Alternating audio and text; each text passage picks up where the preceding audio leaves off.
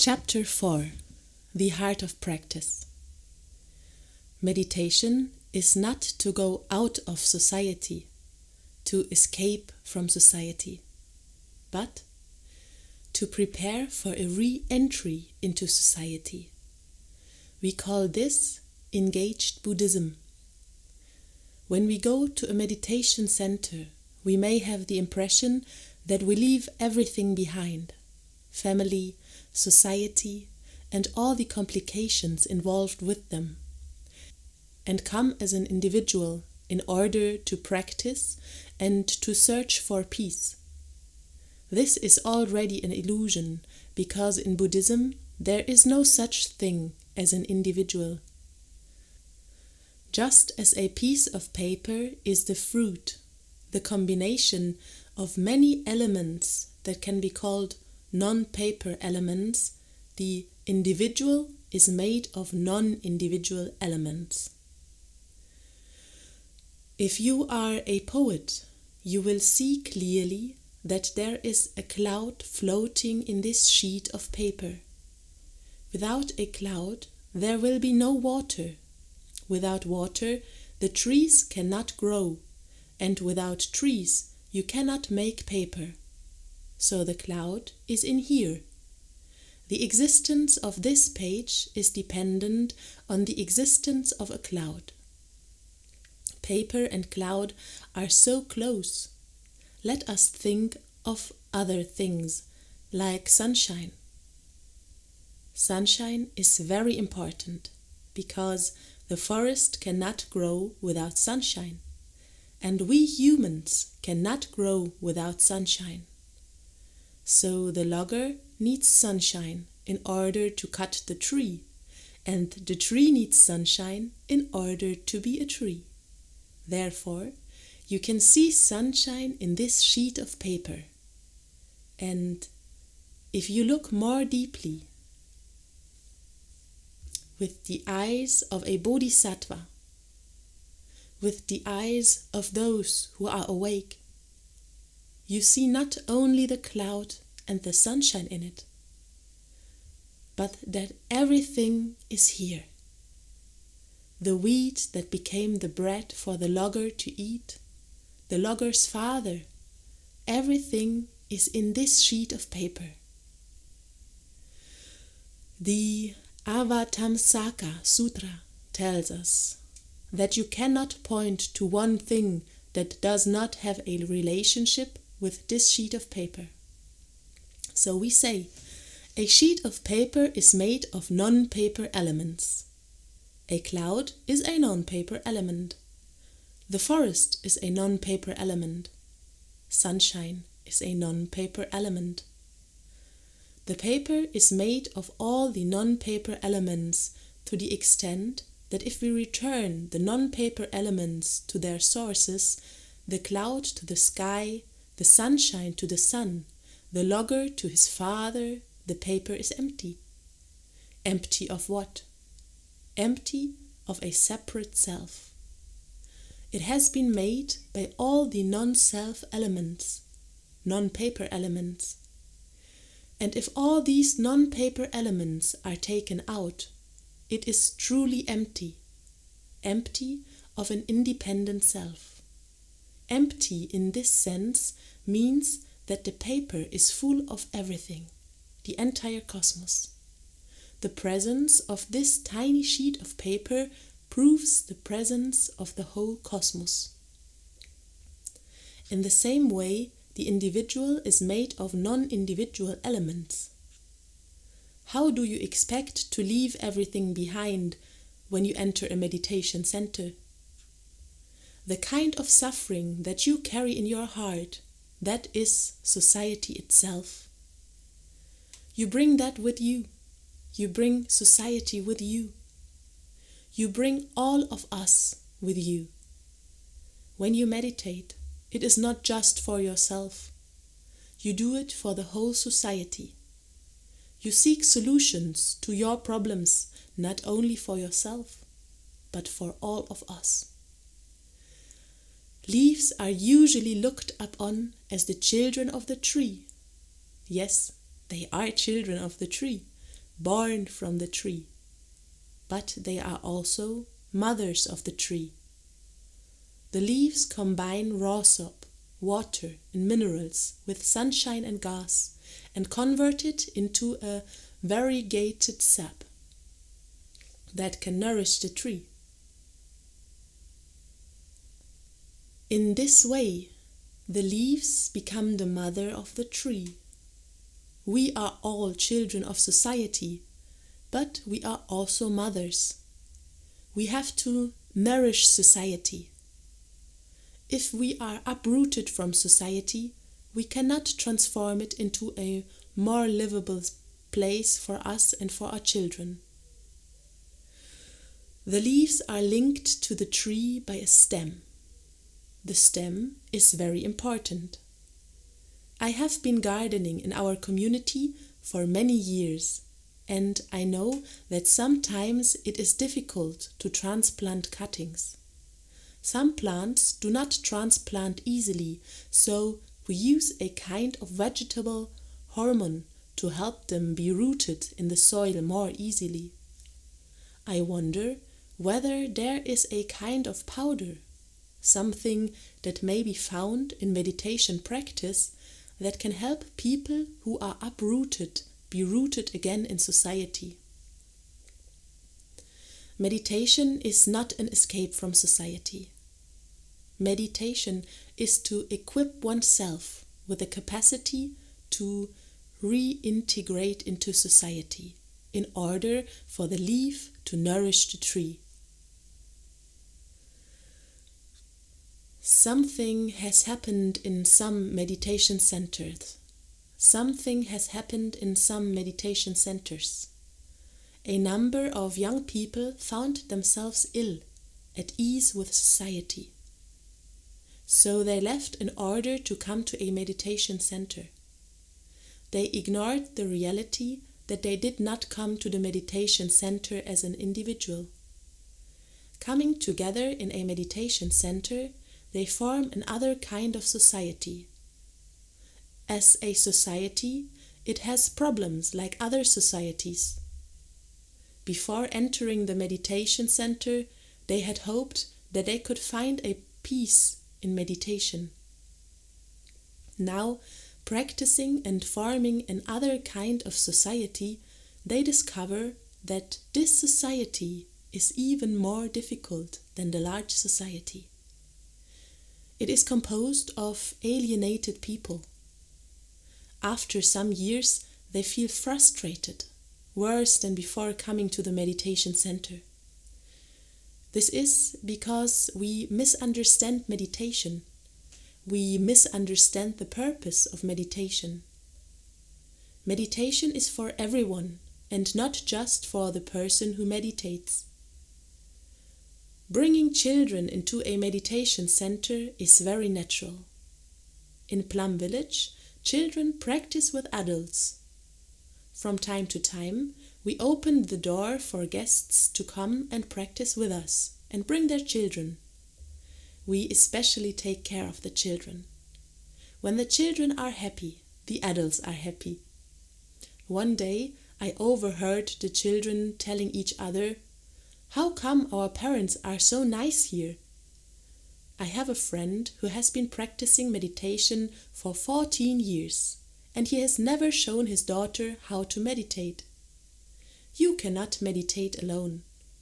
You have to do it with your children. If our children are not happy, do not smile. You cannot smile.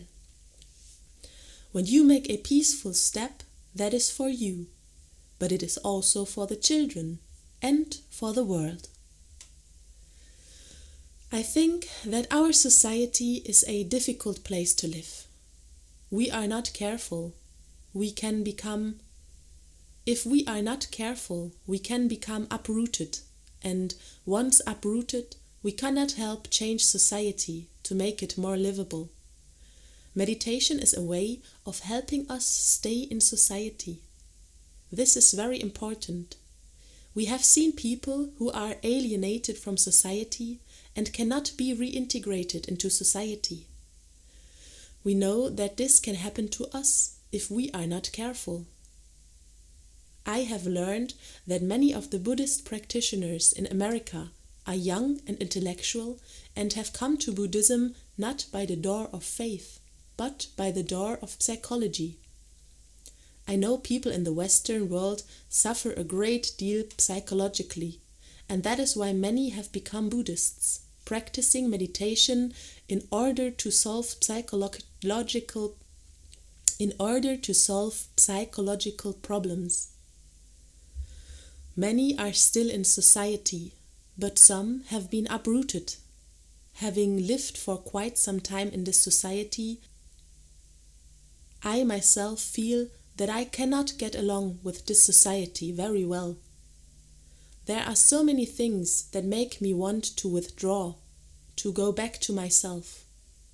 But my practice helps me remain in society, because I am aware that if I leave society, I will not be able to help change it.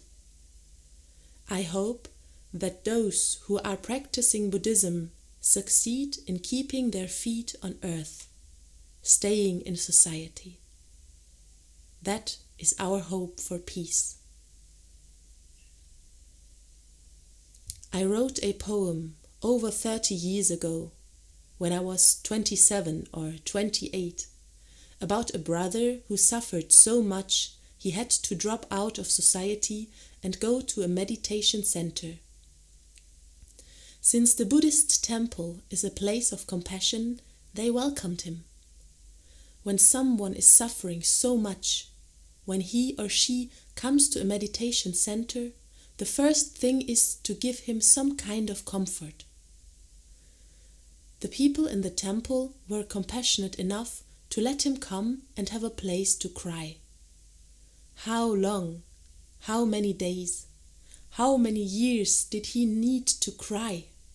We did not know. But finally, he took refuge in the meditation center and did not want to go back to society. He had had enough of it. He thought that he had found some place.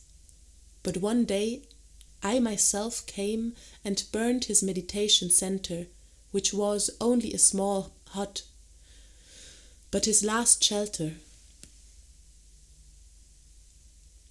In his understanding, he had nothing else outside of that small cottage. He had nowhere to go, because society was not his. He thought he had come to seek his own emancipation, but in the light of Buddhism, there is no such thing as individual self. As we know, when you go into a Buddhist center, you bring with you all the scars, all the wounds from society, and you bring the whole society as well. In this poem, I am the young man, and I am also the person who came and burned down the cottage.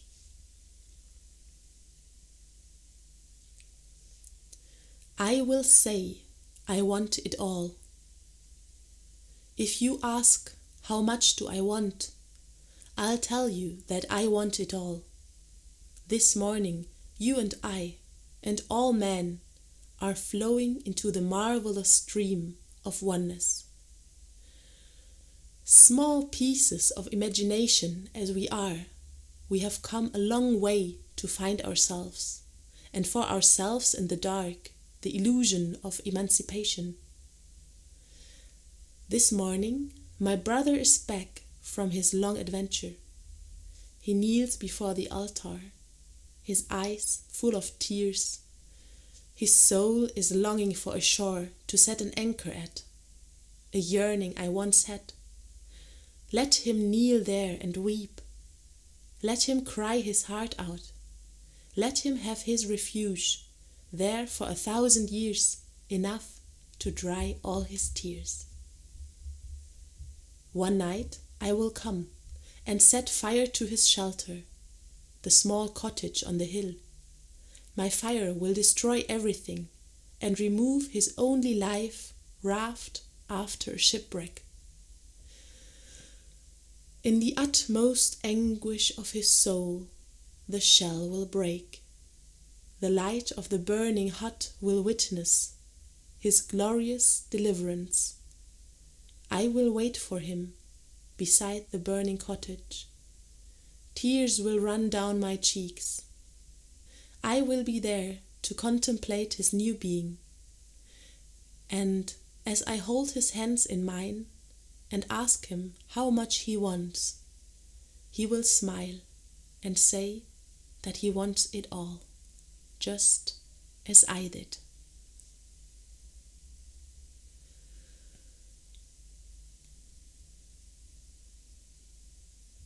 To me, a meditation center is where you get back to yourself. You get a clearer understanding of reality. You get more strength in understanding and love. And you prepare for your re-entry into society. If it's not like that, it's not a real meditation center. As we develop real understanding, we can re-enter society and make a real contribution. We have many compartments in our lives. When we practice sitting meditation and when we do not practice sitting, these two periods of time are so different from each other. While sitting, we practice intensively, and while we are not sitting, we do not practice intensively. In fact, we practice non-practice intensively. There is a wall which separates the two, practicing and non-practicing. Practicing is only for the practice period, and non-practicing is only for the non-practicing period. How can we mix the two together? How can we bring meditation out of the meditation hall and into the kitchen and the office? How can sitting influence the non-sitting time? If a doctor gives you an injection, not only your arm, but your whole body benefits from it. If you practice 1 hour of sitting a day, that hour should be for all 24 hours, and not just for that 1 hour. 1 smile, 1 breath should be for the benefit of the whole day, not just for that moment. We must practice in a way that removes the barrier between practice and non-practice. When we walk in the meditation hall, we make careful steps very slowly. But when we go to the airport, we are quite another person. We walk very differently, less mindfully. How can we practice at the airport and in the market? That is engaged Buddhism. Engaged Buddhism does not only mean to use Buddhism and to solve social and political problems, protesting against the bombs and protesting against social injustice. First of all, we have to bring Buddhism into our daily lives. I have a friend who breathes between telephone calls, and it helps her very much. Another friend does walking meditation between business appointments, walking mindfully between buildings in downtown Denver.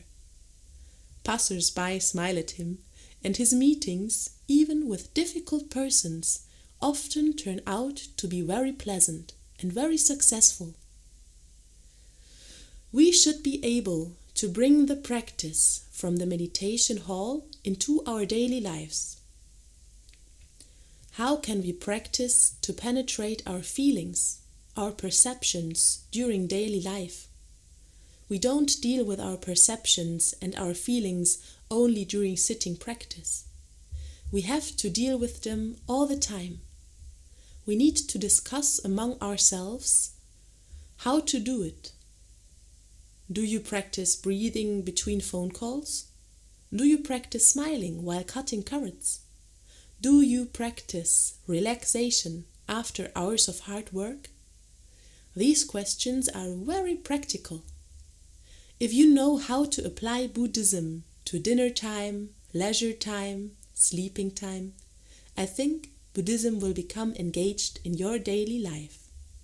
Then it will have a tremendous effect on social concerns. Buddha, Dharma, and Sangha become the matters of everyday life, each minute, each hour of our daily life, and not just a description of something far away.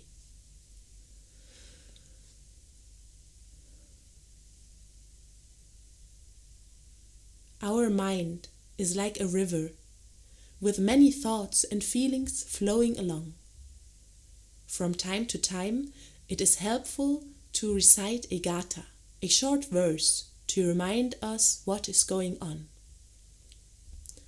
When we focus our mind on a gatha, the gatha is our mind at that moment.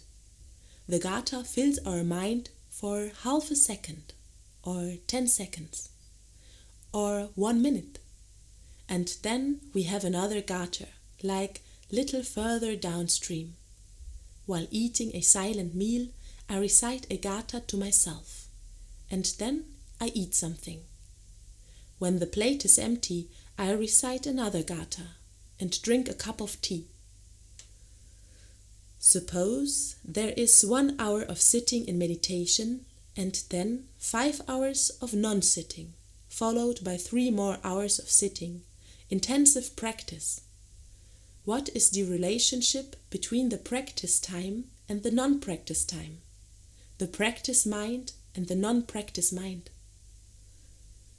Sitting is like a gatha, a long silent gatha. Maybe it's not so silent.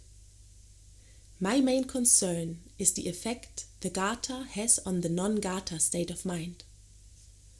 An automobile driver needs signs from time to time to show him the way. The sign and the road are one, because you don't just use the sign only where it appears. You apply it all along the way until the next sign. There is no difference between the signs and the road. That is what we should do while practicing gathas and sitting. Gathas help us to get back to ourselves, and as soon as the gatha ends, we continue along the stream. If we do not realize the unity of the gathas and the rest of our life, of the signs and the road, then we would have in ourselves what the French call cloison étanche. It means absolute compartmentalization with non-communication whatsoever between the 2 compartments. Not permeable. Between the gatha and the non-gatha state of mind is an absolute distinction, like the sitting and the non-sitting. How can the gathas affect the non-gatha moments? How will the sitting permeate the non-sitting hours? We must learn to practice so that 1 gatha, 1 minute of sitting, will influence the rest of the day. 1 step made in walking meditation will have an effect on the rest of the day. Every action, every thought has an effect. Even if I just clap my hands, the effect is everywhere, even in faraway galaxies. Every sitting, every walking, every smile will have an effect on our own daily life and the life of other people also. And practice must be based on that.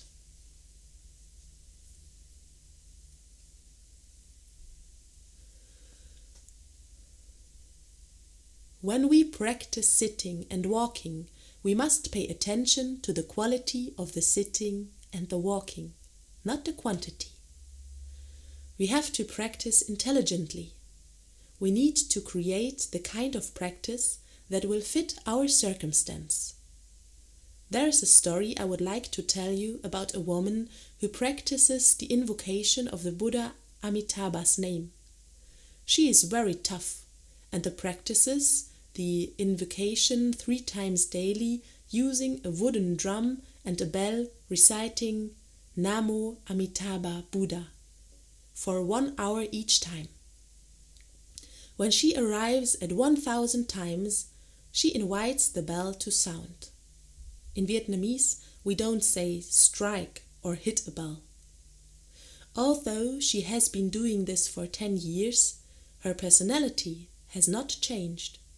She is still quite mean, shouting at people all the time. A friend wanted to teach her a lesson, so one afternoon, when she had just lit the incense, invited the bell to sound 3 times, and was beginning to recite Namo Amitabha Buddha, he came to her door and said, Miss Nguyen, Miss Nguyen. She found it very annoying, because this was her time of practice. But he just stood at the front gate shouting her name. She said to herself, I have to struggle against my anger, so I will ignore that. And she went on, Namo Amitabha Buddha, Namo Amitabha Buddha. The gentleman continued to shout her name, and her anger became more and more oppressive. She struggled against it, wondering, should I stop my recitation and go and give him a piece of my mind? But she continued chanting, and she struggled very hard. Fire mounted in her, but she still tried to chant Namo Amitabha Buddha. The gentleman knew it, and he continued to shout, Miss Nguyen, Miss Nguyen. She could not bear it any longer. She threw down the bell and the drum. She slammed the door, went out to the gate and said, Why do you behave like that? Why do you call my name hundreds of times like that? The gentleman smiled at her and said, I just called your name for 10 minutes, and you are so angry. You have been calling the Buddha's name for 10 years. Think how angry he must be by now. The problem is not to do a lot, but to do it correctly. If you do it correctly, you become kinder, nicer, more understanding and loving. When we practice sitting or walking, we should pay attention to the quality and not the quantity. If we practice only for the quantity, then we aren't very different from Miss Nguyen. I think she learned her lesson. I think she did better after that.